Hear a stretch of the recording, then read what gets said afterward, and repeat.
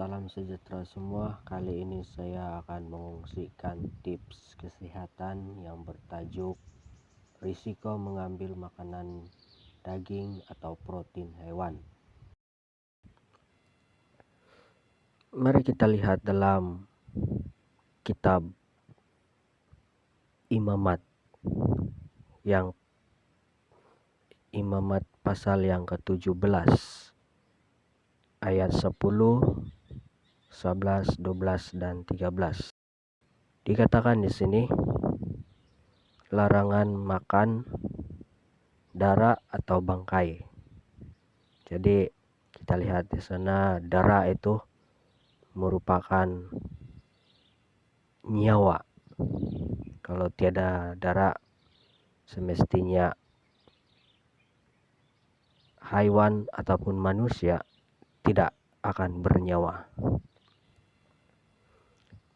Mari kita lihat dalam Imamat 17 ayat 10, 12 dan 13. Dan mengatakan di sini, setiap orang dari bangsa Israel dan dari orang asing yang tinggal di tengah-tengah mereka, yang makan darah apapun juga, aku sendiri akan menentang dia dan melenyapkan dia dari tengah-tengah bangsanya. Itu sebabnya aku berfirman kepada orang Israel, seorang pun di antara kamu janganlah makan darah. Demikian juga orang asing yang tinggal di tengah-tengahmu tidak boleh makan darah.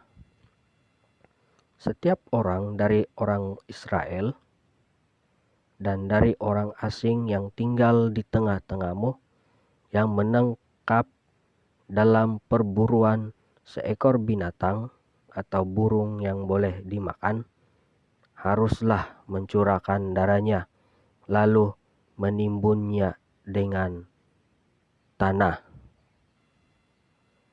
Nah, kita boleh lihat dalam beberapa ayat di sini. Yang pertama, dilarang makan darah ataupun tidak boleh diambil darah untuk dimakan. Tapi ayat yang terakhir di sini mengatakan jika kita dapat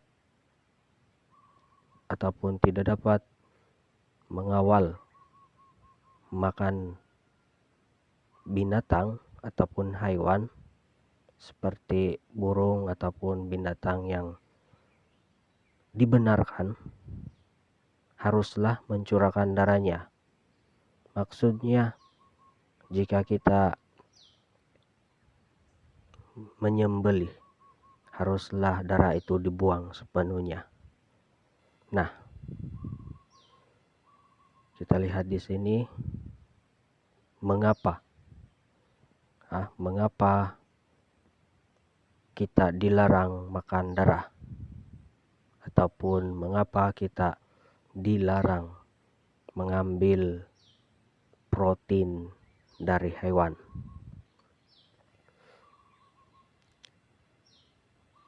Yang pertama di sini ataupun sebab mengapa, karena hewan yang dipersiapkan untuk disembelih mengalami tekanan ataupun stres semasa diikat.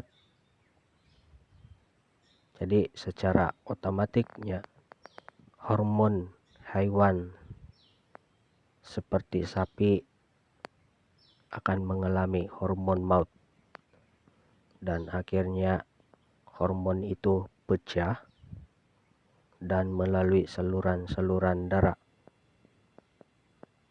akan menjadi racun. Jadi asal melalui darah,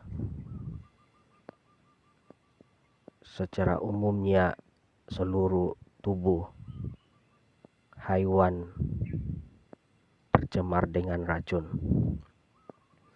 Kenapa hormon maut dan menjadi racun? Nah, kita lihat apabila hewan ini disembelih mati, secara otomatiknya tubuh hewan yang mati akan mereput menjadi bangkai. Itulah guna hormon maut yang menjadi racun. Jadi racun ini terdapat dalam tubuh hewan selepas mati, bukan sebelum mati. Nah, risiko ataupun racun dan risiko protein haiwan ada beberapa tersenarai di sini.